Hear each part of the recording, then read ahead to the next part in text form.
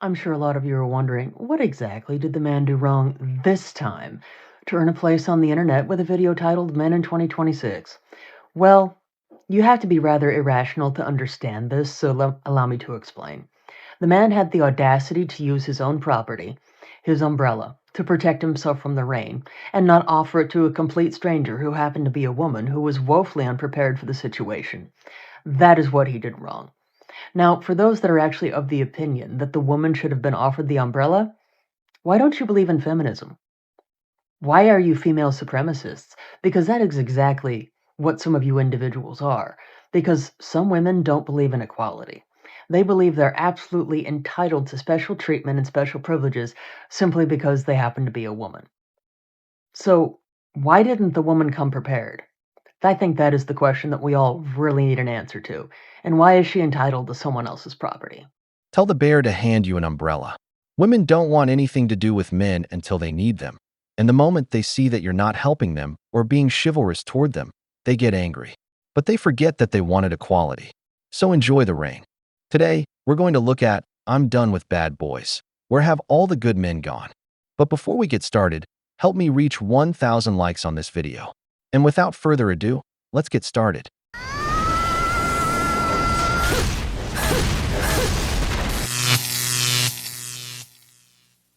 If you're thinking about dating an older man that's 15 or 20 years older than you, just remember this: men are easy to forgive when they look cute. When you're in your 20s or 30s and he's in his 40s or 50s, it is a lot easier for a younger woman to be attracted to a man in this age group. But give it 10 or 15 years when he starts to piss you off and he doesn't look cute anymore. To you, he's just going to feel like an old man that's pissing you off. Cocaine is a hell of a drug. Golden Retriever men are by far the worst men that you can date. Golden Retriever men paint themselves as fragile in hopes that they always get the benefit of the doubt. So you can always think, no, he didn't really mean to do that. And they're uncomfortable being the bad guy because they probably had a mother that taught them they could do no wrong. And because they're uncomfortable being the bad guy, they lie a lot. They're too much of a people pleaser and they will put other girls' feelings over yours because he doesn't want anybody to not think he's a nice guy. And then when you do call them out on a lie, they cry or play dumb or both. Because of course, you know I would never mean to hurt you. Yes, he would. They lean on their fragility to avoid responsibility. Don't date Golden Retriever men because not only are they fooling you that they're a good person, but they're fooling themselves. Which means they're never gonna change. Stop it. Get some help. Nice guys are worse than asshole guys. I have talked about this before, but I want to expand upon this and I want to use this comment to do it. So I posted a video also earlier today where I said, kindness, the root of kindness is an intention to be good, to do right by people. The root of niceness is to seem good, to make people think that you are kind. But those are very different things. The intention is what matters. And niceness is a surface level thing. Kindness is a deeply rooted thing, in my opinion. And so when somebody's a nice guy, it doesn't mean they're kind. It doesn't mean they're good. They just present in this really socially acceptable, kind way that's not actually maybe kind at the root of it, if that makes sense. So the reason why nice guys are the most disappointing, and nice guys in quotes, people have said so many times to me, they're not nice then. I'm like, no, you're missing the point here. Okay. The reason why nice guys are so much more disappointing is because it's a show, because it's this the intent is to make you think that they're super nice. It's going to be pretty convincing, pretty over the top, whereas a kind person might not present as nice. A kind person might come across kind of like an asshole, but their intentions are to do right by you. They're good, even if they're coming across kind of like a jerk. Somebody that's blunt or somebody that's kind of too direct might be a really kind person, but they don't seem like that. But when somebody seems like that because their focus isn't on being kind, but on seeming nice, they seem really nice and it seems really great and it builds up our expectations. And the root of disappointment is unmet expectation. So when we have all of these lofty expectations because this person has been so nice to us and they haven't ghosted us, and whenever we text them, they text us back, even if we haven't heard from them in a while, and they always say the right thing, we get really high hopes. And the higher hopes you have, the further you have to fall, honestly. Like, that's kind of a jaded opinion, but I think it's true. Whereas like when somebody is kind and good and honest with you about where they are on their progression through the relationship, you have managed expectations. When someone is just like telling you all the things you want to hear and being super nice, you get really excited and really hopeful. And it's way more disappointing when suddenly their niceness, because it's not rooted in goodness and kindness, is like that mask falls off. And then you're like, what? Anyway, just some more thoughts on this, but it's really frustrating. How damaged does a woman's mind have to be for a man with good intentions to look like the bad guy? You see how they talk about any man who comes with good intentions, and that's why they keep making the wrong choices, only to blame all men equally afterward. There's a saying that goes, "The thief judges everyone by his own standards." And that's exactly what happens when they spend their time dating chads and riding the emotional roller coaster. Then, when a man with no bad intentions approaches them, they see him as the enemy because he doesn't fit the pattern they're used to. The hardest thing after dating a piece of shit man that just ruins your outlook on love is not the actual man, because you understand that most men are pretty fucking shit and not all men are going to be for me. That's not the problem. But the version of yourself that attracted that man, that accepted that man, that allowed that nonsense and bullshit in your life, facing that version of yourself dead eye in the mirror like, yeah, we did that. We did that to ourselves, didn't we? That's the harsh part, because you're like, damn. And that's the only time you can free yourself, because if you don't understand your own patterns and your own beliefs that are holding you back and the reasons you're choosing certain people and situations, you can never choose better.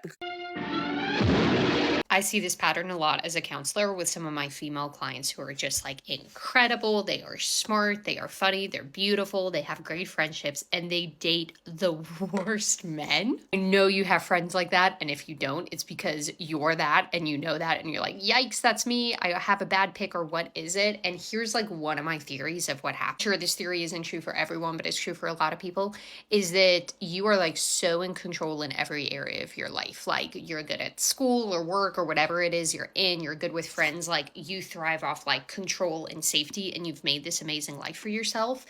And so you almost date bad men as a way to like control your relationship outcomes.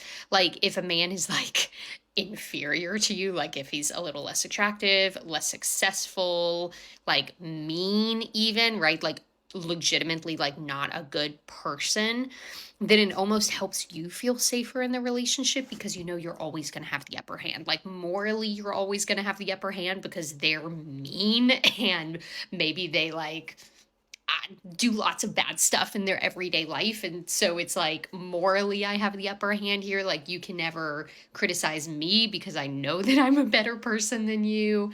And it's almost like you're not going to leave me because I'm in a better financial place with you. I'm better at than with other people than you. Like it is just kind of this feeling of safety because it's like you suck. Like you live in your mom's basement and you don't treat her well and you don't have a job. So like you're never going to leave me.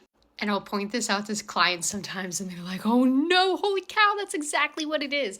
And the idea of dating someone who is actually on their level is really terrifying, because then it's like you could leave me. Like you're smart, you're successful in whatever career it is you want to do, you have ambitions, you're nice, people like you. Like, oh no, why are you with me, right? And it starts getting at that deep insecurity within us. And so it's just an interesting pattern that I've noticed a lot. And again, I'm sure some of you are thinking of either other people in your life right now that it's like, that's why that friend dates terrible people. Or maybe you're looking at yourself and you're like, oh no, this is why I have this habit here. Yeah, it's just an interesting habit I notice a lot. And so if you do have that habit, might I recommend a therapy? No, God! No, God, please, no! No! No! No! Coffee talk in the morning. If you want a better man, you need to stop showing the universe that you're going to accept the bare minimum. The universe will do this. We'll do this. Trinity, you want this cup of coffee? It has nothing in it. It's actually empty. Me. Yes! Oh my God, yes, please, please. I want that so bad. Yes, thank you, thank you, thank you. And then I'm like, universe, can I have like a better cup of coffee? Like, I want some like coffee and I want some creamer in it. Like, why didn't you give me that? And they'd be like, you accepted our terrible offer and you were happy about it. Why would we give you a better one? Why would we give you a better one when you accepted that? Okay, stop accepting, sorry to say it, shitty guys, because you're only showing the universe what you are willing to accept. If you go out there and you say, don't give me that shitty cup of coffee, bye, what the heck? You know I'm better than that. You know I deserve a full cup of coffee. See what the universe will give you, because baby, the universe ain't not on a budget. It has the funds to give you what you want and deserve. And that's my coffee talk of the morning. Start proving that to you and everybody around you today. I love you. Stay sexy, amazing. We'll talk later. I completely agree with the psychologist. These women go after the typical bad boy with the fantasy that he's going to change for them, as if they're the exception. They reject the healthy man who wants something serious, and if they happen to get one, they don't appreciate him. They end up cheating on him because they need to go back to those intense emotions that only a Chad can give them, that dopamine rush no good man can provide. And that's why they keep going back to the same dumpster over and over again. And then, once they hit 30 and the carousel finally comes to an end, that's when they suddenly want stability. That's when they start looking for the beta provider to rescue them and pay for their lifestyle. Gentlemen, listen to me carefully. A wolf in sheep's clothing is still a wolf. These women don't need a good man. They need therapy.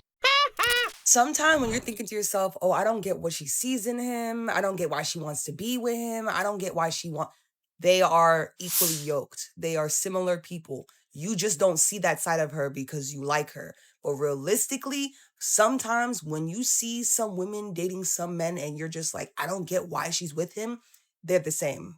Like sometimes they're just on similar playing fields and that's why they work together, or that's at least why they stay together.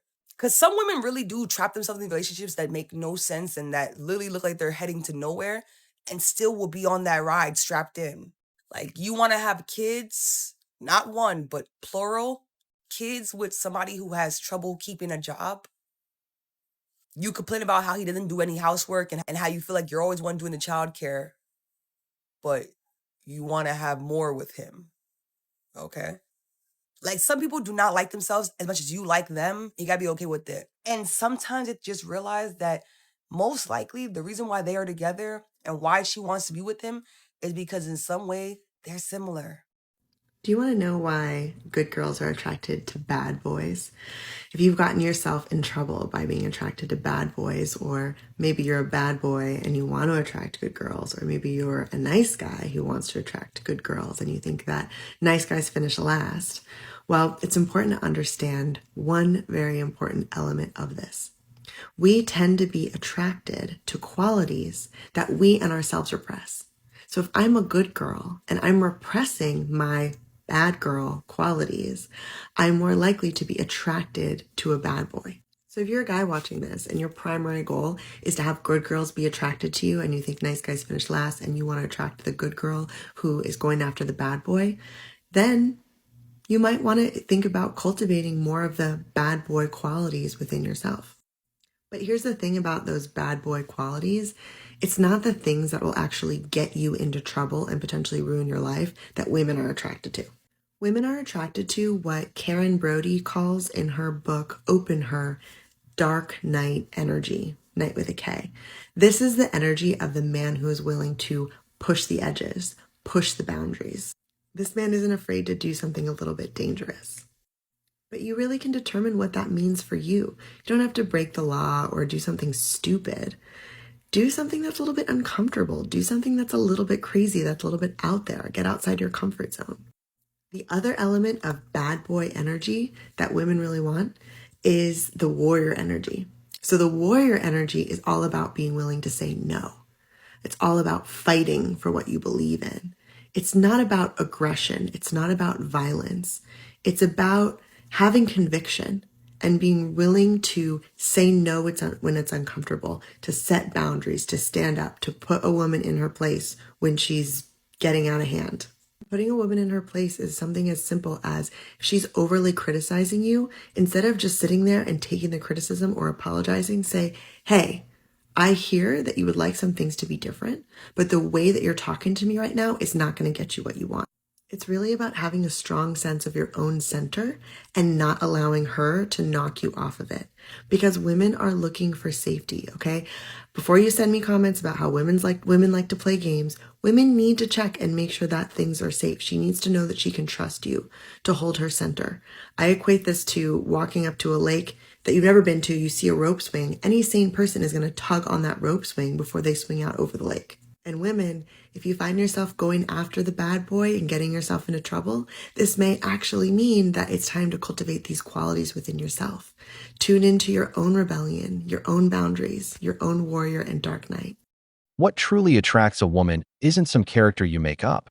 It's real qualities that a man builds through discipline. That's why this woman's advice is terrible. She's teaching you to chase women and shape your entire life around them, when it should be exactly the opposite. I remember a movie where a man gives some brutal advice. If you spend your life chasing women, you'll end up broke. But if you chase money, you'll never run out of women. And that's as true as it gets. The man who is selfish with his own life, the one who puts himself and his goals above everything else, who trains his body, grows his finances, and takes care of how he presents himself to the world while striving for excellence, that man rarely stays alone. Because once a man figures out the code, he moves through life on easy mode. Women start chasing you. Women. We've reached the end of the video, but before we go, the questions are for you. Have you ever dated a good girl who deep down was chasing the bad boy energy? How did it end? Do you think a golden retriever man can change, or will he always avoid taking responsibility? If you enjoyed the video, hit the like button, subscribe to the channel, and turn on the notification bell. Your support means a lot to us and motivates us to keep creating more content. Don't miss the next video on the wall.